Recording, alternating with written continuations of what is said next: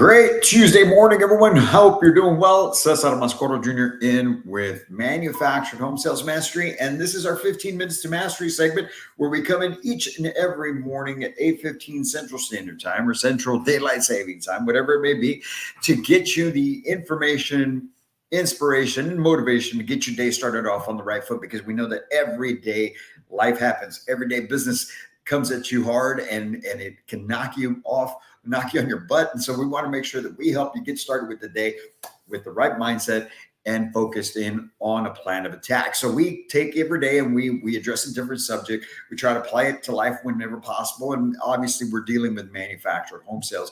Now, today, this Tuesday, I wanted to come in and talk about one of the most common objections that we face in any type of sales environment, right? But especially in manufactured home sales, you get the common objection of what? Needing to speak to the spouse. I need to speak to my partner. I need to speak to my spouse. I need to speak to my wife. I need to speak to my husband.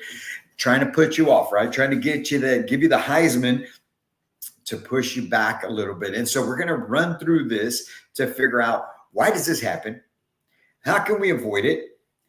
And what can we say when we do get approached with that particular objection? But I think it's very important that we all understand that there is a formula to handling objections. There is. A lot of times objections wind up being that point in the whole process where it gets confrontational, right? Sometimes most of the time, your clients, your potential home buyers are expecting you to come at them with some sort of a rebuttal that's going to be confrontational. Like, why do you need it? Why do you need to think about it? What do you mean you have to think about it? What do you have to think about?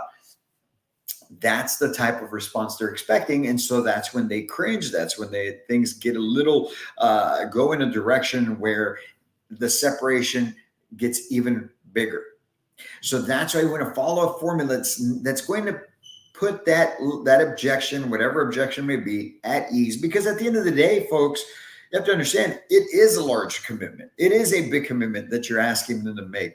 It is a big decision. You know that. We know that. We're aware of that. And so we have to be able to help them. So first of all, you've got to acknowledge the objection. There's been plenty of times where I've seen housing consultants just completely skip over the objection, like it wasn't even there, right? And then that makes the customer feel disrespected, like it's not even important to you. So you want to make sure you're acknowledging it. You repeat it so that they know that you're listening to them. Then you want to isolate it, make sure there's nothing else besides that one objection, because if there is, then we need to make sure that we're acknowledging and that we're dealing with that objection and moving on to the next. And typically that first objection they're giving you is not the real reason why they are not moving forward. Now, had you done your job right at the beginning in the interview, you'd find out what their main reason was for being there, right? Their dominant buying motive. And of course, you can use that. If you know what their true dominant buying motive is and you've established trust, you're going to be able to come up with an honest and sincere rebuttal to any sort of objection. But today we're talking about needing to speak to the spouse. You have to understand one thing. A lot of times, folks, even when you get the decision maker that comes in by himself or by herself, they're going to tell you that they need to speak to their spouse, one, because they're nervous about making a decision on that first initial visit, right? Even if you did everything perfectly, you found them the right home, it's in their budget, the whole works, they're still nervous, and they're going to use that kind of as a buffer for themselves, as a reason and a way out of having to make the decision, because most people aren't used to making decisions on the first day or on the first visit. It's just what the facts. The other thing is this. Sometimes they use that as they'll throw the other person under the bus, right? Well, I need to speak to my spouse, when it's really them who have an issue. When it's really that person in front of you has an issue, whether it's an issue with you, whether it's an issue with the house, whether it's an issue with the finance part of it, whether it's payment or price, whatever it may be. It's a lot of times it's them, but since the other person is not there with them, it's easier to say, hey, I need to speak to my spouse about this, when it's really them and they just need to process through it and figure out if they're even going to be able to move forward. So you need to understand those two different reasons that are what's going on most of the time through their head. right? Because why do I say that? I'm not saying that they don't have to speak to their spouse. I'm not saying that that cannot be a legitimate reason. But what I am saying is this: you should have known that before you even went to go show them homes. Because when they showed up, part of getting to know them is getting to know who is going to live in the house, who or what other people make up the household, what other people make up their family, his or her family. And at that point in time, you should have found out that there was a spouse or a partner or a boyfriend, girlfriend, whatever it may be, that was involved in the decision-making process, right? Because if I have a customer and let's say the gentleman is sitting in front of me and I'm speaking to him and we're talking and he brings up his wife and his kids, at that point in time, if it's in the warm-up process and I'm just getting to know him, I'm not going to really address it. But when I get into my interview portion, which you should be doing an interview to figure out who your customer is and what they're looking for and why they need the home, right?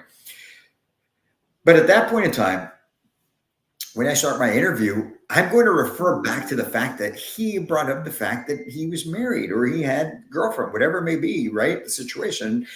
And I will say, Mr. Customer, earlier you mentioned to me about your family and your wife. I have a question for you. Is your spouse going to have to be present to make the decision, or did he or she give you full carte blanche to make the decision yourself? I'm addressing that upfront in the interview before I go look at home. So I should already know, because if he told me here that he wasn't going to, that he or she were the decision makers and that other person that was not going to be involved, that should not be an objection that comes up out in the home, correct? The only reason it's coming up in the home, folks, is because you did not address it up front. Right there. I mean, come on. Think about it. It should not be an objection because you should have known already up front. So if you're getting that objection, you're not handling your business up front, first of all, okay? You would have known that and you would have addressed that. Yes, she needs to be here. Okay, great. So let me ask you, what exactly are we trying to accomplish today then? If she's not here or he's not here, right? Because moving forward with purchasing a home is a big decision. How about we reschedule when both of you can come in? Because am I going to be able to sell the home if he or she is not here? No. So why are you going to invest all that time, all of that effort to then have to do it again? Right? I would highly suggest that if that were the case, you get a little basic information from him, explain how maybe the financing works, get him a little bit of info, right? A little bit about your houses, show him a house, and decide and agree on an appointment where both can be present. That way you feel good that you didn't just invest all this time and you know there's no decision is going to be made. And also at the same time, the customer gets a little bit of what they came for, right? So anyway, back to the objection. That's what we're going through when we're finding out about this, right? Now, that is how you would smoke that out in the beginning. When you find out that they have a spouse, a partner, a girlfriend, boyfriend, whatever it may be, finding out whether or not that person needs to be involved in the decision-making process so that does not become an objection. But let's say it is an objection. Let's say that the person, for whatever reason, right, it turns out to be an objection in the home. How are we handling it? I'm glad you asked. You guys have probably heard us talk about our full house training cards, right? 50 of the top objections in manufactured home sales. And so I'm going to bring up in there, we have, let me share this part with you so you can see what I'm talking about. In the full house training cards, we actually have two different versions of this objection. And you guys can see it right here. Okay, this format of our cards. We got one version. There's another version in here as well, right? So on the front side, it tells you what the objection is. Then in here, it gives you the verbiage to be able to overcome that objection. Okay. Now, I mentioned to you earlier, right? We want to acknowledge it and we want to repeat the objection so that we make the customer feel important. Let's go ahead and zoom in right here so you can see what I'm talking about right there. Okay. So you want to acknowledge it. You want to, so that it makes it easier to overcome, less confrontational when you're dealing with it. So let's go through this here, right? We're acknowledging, we're repeating, and then we're isolating. It makes sense that you would want to speak to your spouse about this. Right? So I'm acknowledging. It makes sense. He's expecting me to, well, why would you have to talk to her? Or why would you talk to him? Right? That's what he's expecting that confrontation. Hey, it makes sense. What? This guy's, he's agreeing with me.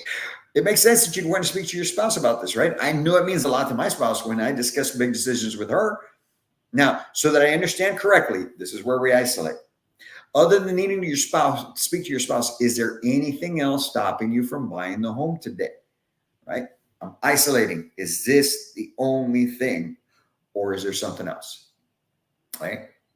Now, let's say that he or she were telling me, no, that's the only thing. Okay, great. Well, before I get you all the information you need to share with your spouse, I want to ask you something. When we started the whole process in my office, you mentioned your spouse was good with you picking out the home, and now that's changed. So level with me, right? Because it's probably you. Level with me. What has you hesitating right now? Because we both know that it's the right decision to make, and I want to send you home a hero today. Right? Level with that. Now I've broken down the barriers. Just be honest. What's going on? What's got you hesitating? I know it's not the fact that you told me earlier you didn't have to speak to your spouse, right? That's one way of diffusing the situation and being able to move forward. And the fact that you're imploring them to just level with you opens up the door for them to be honest and just come out with it. Same thing with the next one. I fully understand that you want to speak to your spouse about this. I know if I made a decision like this without speaking to my spouse, it might raise some concerns. I may be in the doghouse. Let me ask you this. Other than needing to speak to your spouse, is there anything else stopping you from buying the home today? So when you sit and speak to your spouse, are you confident you'll be able to explain the value that you see right now? Right? Now, here's where we go, right? This is now where I'm trying to figure out. Is it really you need to speak to your spouse, or is it there's something that you don't like? Right? So if your spouse were to say no, what are you going to do? Right? Well, I would still do it. Perfect. Get the purchase memo signed. Let's move on. I wouldn't do it. Okay. What do you think that your spouse would say no to? You know your spouse better than I do. Obviously, you've been with this person for years. What do you feel that your spouse, now this gives him or her the ability to say what they don't like about the situation or the home or whatever, without them saying, it's me, I don't like this. Well, my spouse wouldn't like this, when it's really them. And now you're able to overcome that objection or make the adjustment that needs to be made in order to move forward.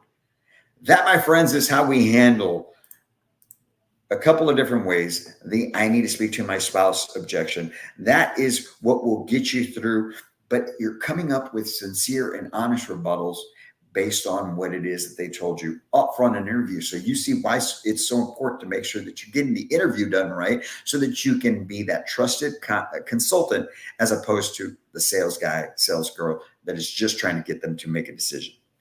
I hope this helps, folks. I know it'll help if you apply it, and I know that you will really get some help if you guys get your own deck of Full House training cards. So go on the website, manufacturedhomesalesmastery.com/Full House. Get your deck ordered today. 50 of the top objections in manufactured home sales with the verbiage to overcome them. 15 minutes of training on those things, man. Those things will just start coming out the tip of your tongue, so natural, so confident, and you'll be able to close more business on day one. You guys have a great Tuesday. Get on out there. Make it a great day. As always, I can't wait to meet you.